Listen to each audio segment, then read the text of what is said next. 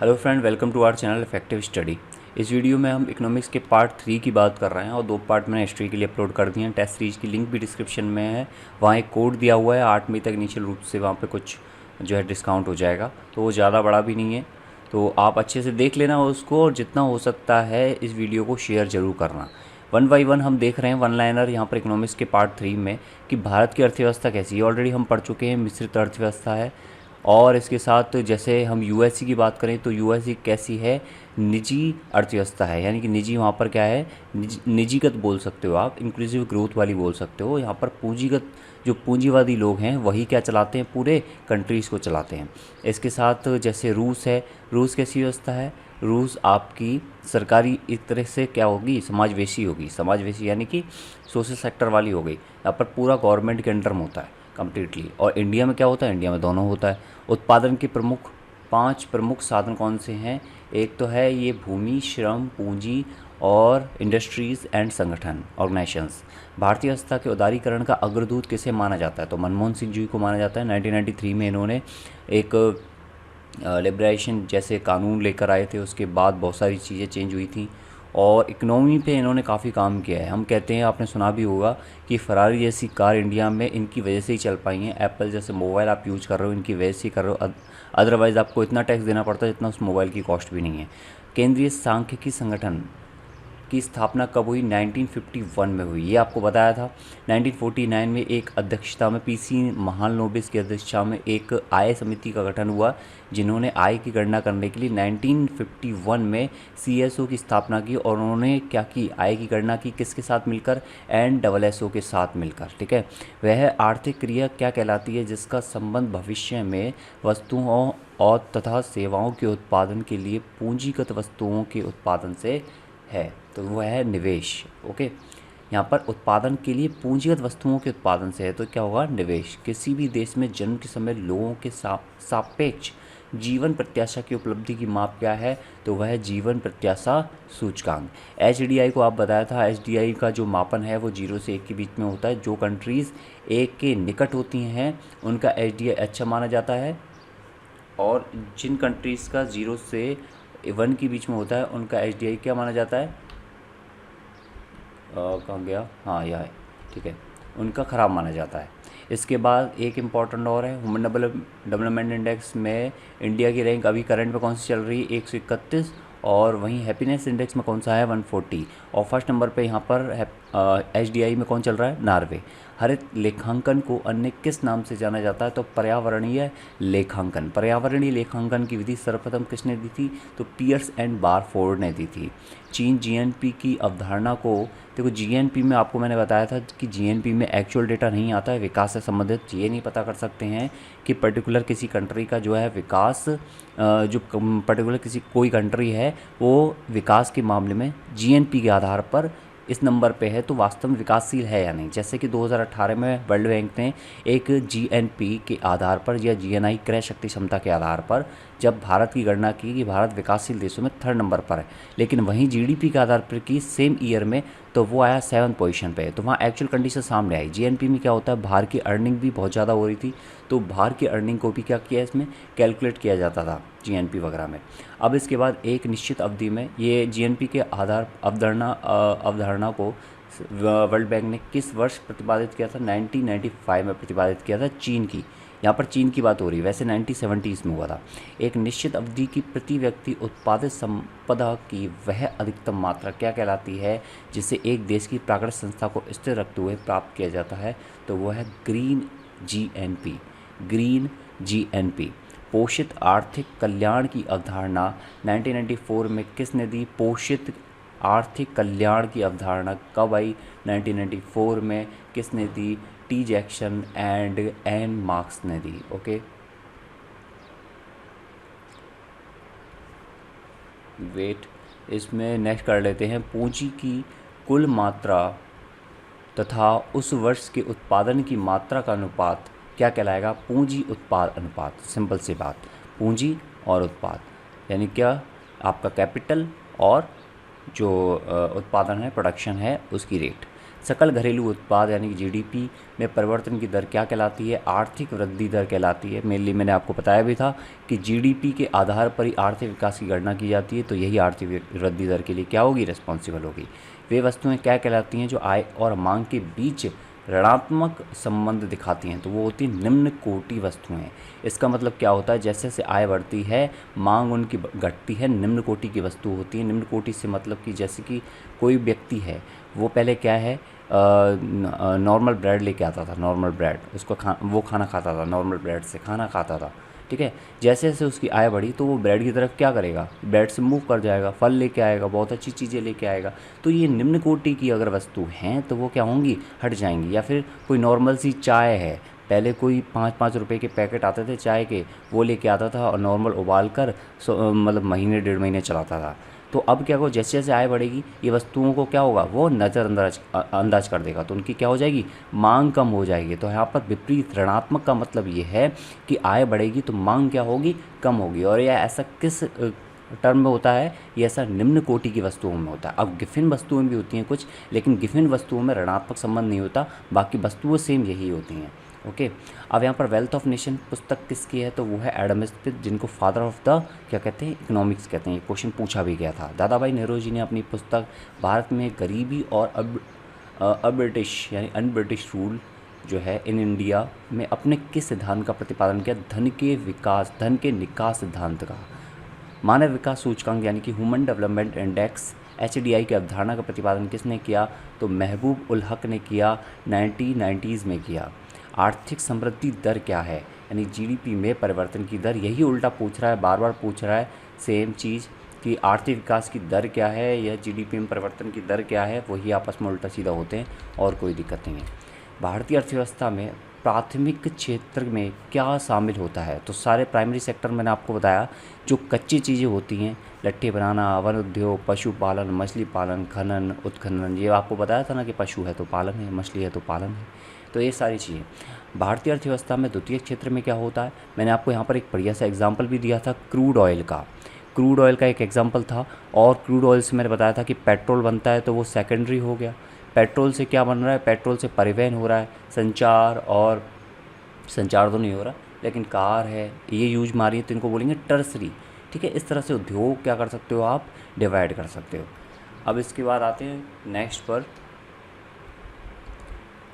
कुछ पंचवर्षीय योजनाएं और प्लान्स के बारे में भी हमने पढ़ा था, तो उन पे कुछ एक वन लाइनर्स देख लेते हैं क्या क्या है। आर्थिक नियोजन का मतलब क्या है? प्लानिंग का मतलब क्या है? इसमें संसाधनों का उचित उपयोग करना। भारत में आर्थिक नियोजन की अवधारणा, प्लानिंग की अवधारणा किस देश के मॉडल पर है? ये सोवियत संघ रूस के मॉडल पर।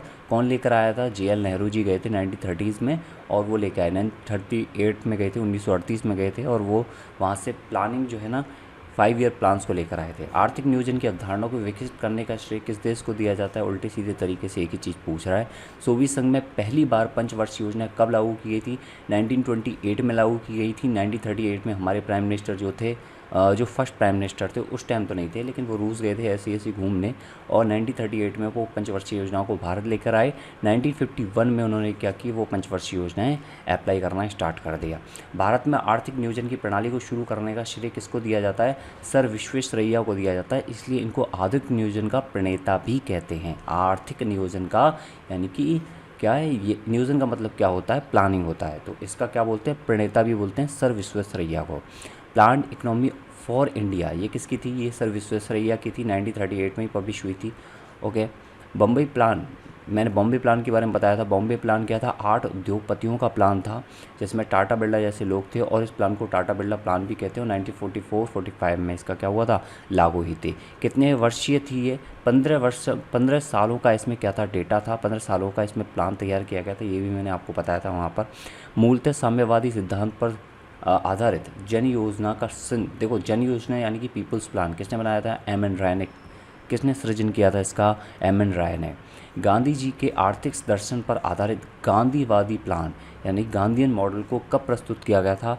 1944 में प्रस्तुत किया गया था। किसने किया था? श्रीमन नारायण अग्रवाल ने। किसने किया था? मन नारायण अग्रवाल। पूरा नाम श्रीमन नारायण बोलते हैं इनको, मन नारायण बोल लो, कुछ भी बोल लो, यह है श्रीमन नारायण अग्रवाल। ओके।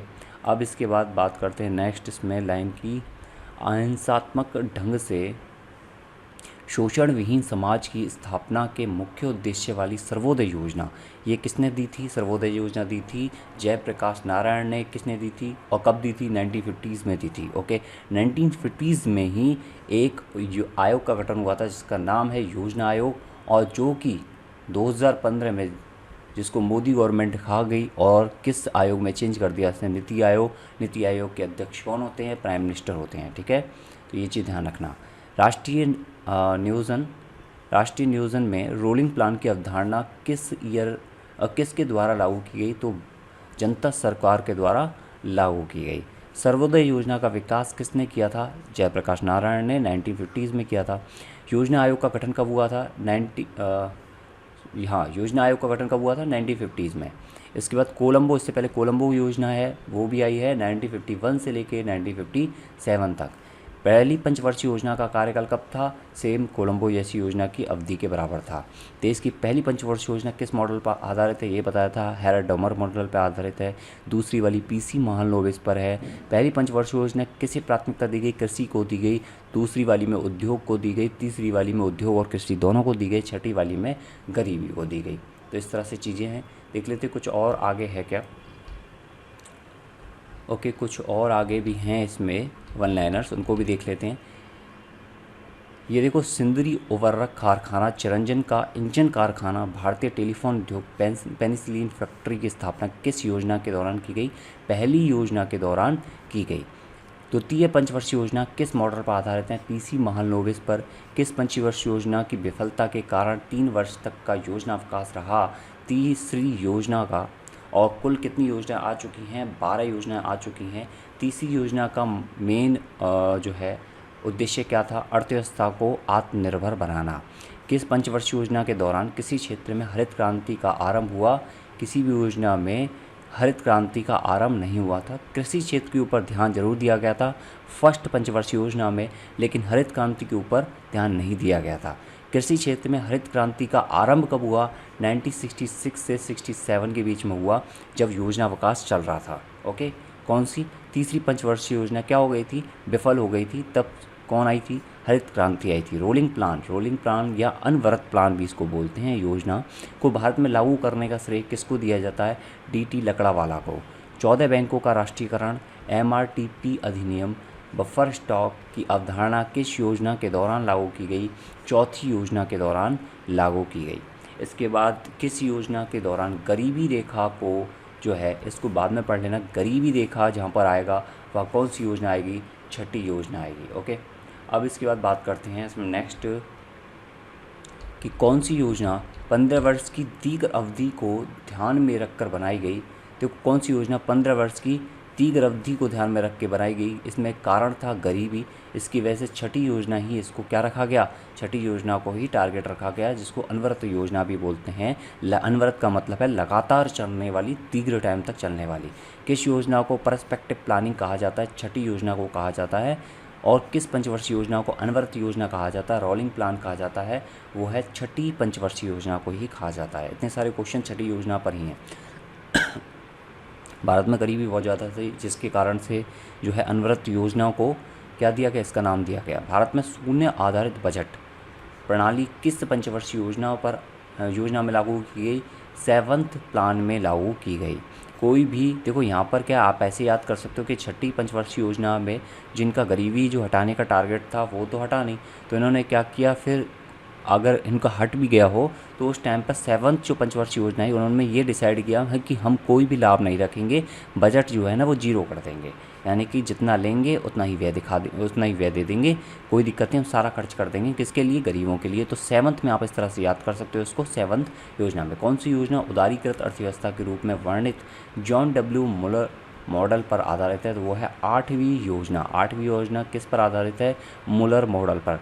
कितना भी, मुलर मतलब कि मुलर आप इस तरह से समझ सकते हो, कितना भी चेंज कर लो, मुलर मतलब कितना भी मोड़ लो, तो 8 क्या होगा? 8 को कितना भी घुमा लो 8 ही रहेगा। प्रधानमंत्री योजना 8वीं योजना में किस वर्ष प्रारंभ हुई? प्रधानमंत्री योजना 8वीं योजना में किस वर्ष प्रारंभ हुई? 1993 में। 9th पंचवर्षीय योजना का उद्देश्य क्या था? न्यायपूर्ण, देखो 9 से क्या आया? न्याय आया, न्यायपूर्ण वितरण एवं समानता के साथ विकास।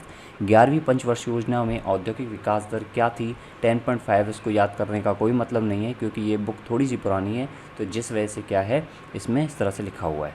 11वीं पंचवर्षीय योजना में सकल घरेलू विकास दर क्या रही?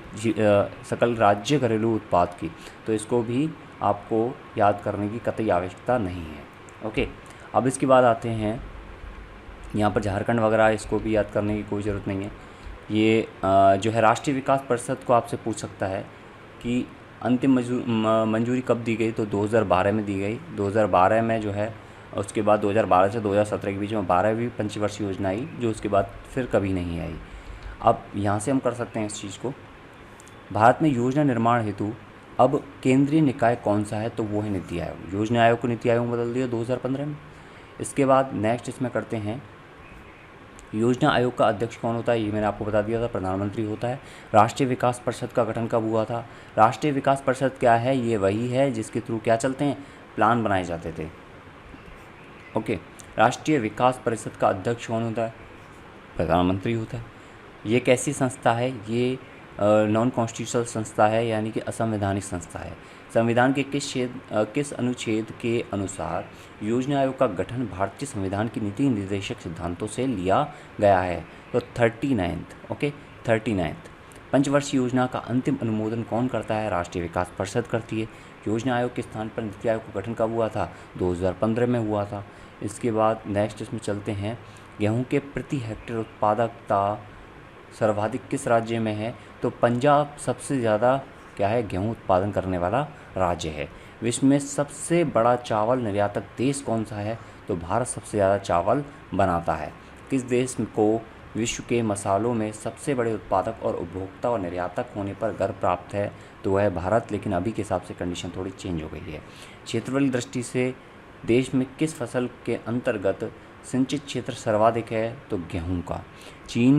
चीनी का सबसे बड़ा उपभोक्ता ब्राज़ील के बाद दूसरा सबसे बड़ा उत्पादनकर्ता कौन सा देश है? भारत। काजू का तीसरा बड़ा उत्पादक और सबसे बड़ा निर्यातक कौन है? भारत। देश में सघन पशु विकास कार्यक्रम कब चलाया गया? 1964 से 65 के बीच में सघन पशु विकास कार्यक्रम चलाया गया। ऑपरेशन फ्लड के सूत्रधार कौन है? वर्गीस कुरियन। वर्गीस कुरियन का नाम जब आएगा जब ऑपरेशन फ्लड आएगा। ऑपरेशन फ्लड कार्यक्रम जो है राष्ट्रीय डेयरी विकास बोर्ड द्वारा कब आरंभ किया गया? 1970s में। और 1970s में एक चीज़ और हुई, वर्ल्ड बैंक ने बेसिक नीड अप्रोच के आधार पर आर्थिक विकास की क्या की? गणना की। ओके, भारत का विश्व दुग्ध उत्पादन में कौन सा स्थान है? तो अभी के अकॉर्डिंग भी फर्स्ट चल रहा है। भारत में कीचड़ केकड़ा कहाँ से अत्यधिक पकड़ा जाता है? तो चिल्का झील, पुलिकट और बेमनाथ झील। और बेमनाथ झील कौन सा है? जिस पर सबसे लंबा पुल बना हुआ है। ठीक है, ये आपसे पूछा गया था। इसके साथ चेनाब पर सबसे ऊंचा पुल बनाया गया है। भारत में जीवित केकड़ों का निर्यात किस बंदरगाह के अधिकांशतः सिंगापुर को किया जाता है? तो वह चेन्नई बंदरगाह से। देश में उर्वरकों का सबसे अधिक उपयोग किस राज्य में होता है? पंजाब में होता है। गेहूँ सबसे ज़्यादा होता है। सबसे पहले हरित क्रांति का प्रारंभ रॉक फेलर फोर्ड फाउंडेशन के संचालन में किस दशक में हुआ? 1950s में हुआ। और इसका श्रेय किसको दिया जाता है? नॉर्मन बोरलॉग को दिया जाता है। किसका? हरित क्रांति का प्रारंभ करने के लिए। ओके, तो उसमें क्या किया था इन्होंने? फेलर फोर्ड फाउंडेशन की स्थापना की थी। किसने? नॉर्मन बोरलॉग ने 1950s में। बागवानी मिशन के तर्ज पर किस वर्ष राष्ट्रीय बांस मिशन का स्थापना की गई? तो नवंबर 2004 में। नवंबर 2004 में क्या किया? बांस मिशन। ओके, कमान क्षेत्र विकास और जल प्रबंधन कार्यक्रम किस वर्ष आरंभ हुआ? 1974 में। 1965 में किसकी अध्यक्षता में किसी लागत आयोग की स्थापना की गई? तो ये है दांतेवाला। ओके, दांतेवाला। किस वर्ष कृषि लागत आयोग का नाम बदलकर कृषि लागत एंड मूल्य आयोग कर दिया गया? तो वो कर दिया गया 1985 में। राष्ट्रीय किसान आयोग का गठन कब हुआ? 2004 में हुआ। राष्ट्रीय किसान आयोग के पहले अध्यक्ष कौन थे? सोमपाल शास्त्री थे। आज किसानों की हालत ख़राब है, लेकिन कोई मतलब नहीं है इनको। भारत में गेहूं उत्पादन में किस राज्य का प्रथम स्थान है? तो भैया भारत में जो है गेहूं उत्पादन में कौन है? उत्तर प्रदेश। राष्ट्रीय कृषि बीमा योजना कब लागू हुई? 1990s में हुई। कृषि बीमा योजना 1999 में लागू हुई। और कृषि लागत मूल्य आयोग कब कर दिया गया? 1985 में कर दिया गया। भारत में सबसे पहले 1920 में चकबंदी कहाँ हुई थी? तो वो हुई थी बड़ौदा में। ओके। और भूमि सुधार के अंतर्गत कौन से मेन जो हैं फैक्टर्स हैं? तो वो है उन्मूलन, सुधार और पुनर्गठन। ठीक है। हरित क्रांति का प्रारंभ कब से माना जाता है? तीसरी पंचवर्षीय योजना से माना जाता है, जब योजना विकास चल रहा था। तो वैसे तो कोई पंचवर्षीय योजना में इसका नाम नहीं है, लेकिन फिर भी आप तीसरी पंचवर्षीय योजना कह सकते हो, क्योंकि तभी कृषि के साथ क्या किया गया? हरित क्रांति को जोड़ा गया था और उस टाइम पे योजना विकास चल रहा था। राष्ट्रीय कॉफ़ी बोर्ड का मुख्यालय कहाँ पर है? तो बेंगलोर में सबसे ज़्यादा कॉफ़ी मिलती है। ओके। अच्छी नहीं होती, मतलब कि पीने में अच्छी लगे नहीं लगे उसकी कोई गारंटी नहीं है, लेकिन सबसे ज़्यादा वहीं होती है। अब इसके बाद रबर बोर्ड का मुख्यालय कहाँ है? कोट्टायम में। मसाला बोर्ड केरल में। अंगूर प्रसंस्करण बोर्ड पुणे में। सर्वाधिक रेशम उत्पादित करने वाला पहला राज्य, वो सबसे बड़ा राज्य कौन? कर्नाटक। सर्वाधिक दूध उत्पादन में उत्तर प्रदेश। दाल के उत्पादन में भारत में विश्व में कौन सा स्थान रखता है? पहला। कृषि को उद्योग का दर्जा देने वाला पहला राज्य कौन सा है? महाराष्ट्र। कृषि को उद्योग बना दो, मतलब कि कृषि एज ए उद्योग समझ लो आप। और 1997 में महाराष्ट्र ने इसको महाराष्ट्र पहला राज्य बन गया था। पटसन का उत्पादन करने वाला सर्वाधिक कहाँ होता है? भारत में। केंद्रीय एगमार्क प्रयोगशाला कहाँ है? नागपुर में। पीली क्रांति का संबंध किससे है? तेल व तिलहन की उत्पादन से। और इसके साथ जो है हरित क्रांति तो कृषि से हो गई, श्वेत क्रांति दूध से हो गई, इसके साथ एक है स्वर्ण क्रांति। तो स्वर्ण क्रांति मुझे कमेंट बॉक्स में लिख कर बताओ कि किससे संबंधित है। यहाँ पर आपको वैसे कई लोगों को तिलहन और एक जो दूसरी चीज़ है उसमें कन्फ्यूजन होता है, लेकिन आपको कन्फ्यूजन दूर हो गया होगा तो फटाफट से कमेंट बॉक्स में बता दो कि स्वर्ण क्रांति किसके संदर्भ में है। और इसके साथ कृषि जोतों पर कर लगाने की संस्तुति किसने की? यानी कि कृषि जोतों पर कर लगाना चाहिए, तो ये राज्य समिति ने बताया। तो आपसे पूछा जाएगा राज्य समिति किसके लिए काम कर रही थी? कृषि जोतों पर कर लगाने के लिए। विश्व में पशुओं की सर्वाधिक संख्या किस देश में है? तो ब्राज़ील में है। इसके बाद नेक्स्ट क्वेश्चन है इसमें, ताजे पानी की सर्वाधिक मछलियाँ कहाँ पकड़ी जाती हैं? तो पश्चिम बंगाल में। कुल मछली उत्पादन में कौन सा राज्य पहले स्थान पर है? पश्चिम बंगाल। नागालैंड किस प्रकार की खेती के लिए प्रसिद्ध है? झूम खेती। ठीक है। झूम खेती का मतलब ऐसा नहीं कि वो झूल रहा है। झूम खेती का मतलब वो क्या है? स्टेजेस में क्या की जाती है? खेती की जाती है पहाड़ों पर, उसको बोलते हैं झूम कृषि। ये कई बार क्वेश्चन आया भी है पहले। सड़कों की कुल लंबाई के दृष्टिकोण से देश का कौन सा राज्य अग्रणी है? महाराष्ट्र। स्वर्णिम चतुर्भुज योजना की शुरुआत 1998 में किस अनुशंसा पर की गई? जसवंत सिंह कार्यदत्त।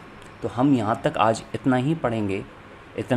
इसके बाद नेक्स्ट वीडियो में कवर कर लेंगे और 1 बाय 1 पेजेस को करेंगे। ऐसा नहीं सभी एक ही वीडियो में कर पाएंगे, क्योंकि आप भी बोर होगे और मैं इतनी बड़ी वीडियो को अपलोड भी नहीं कर पाऊँगा।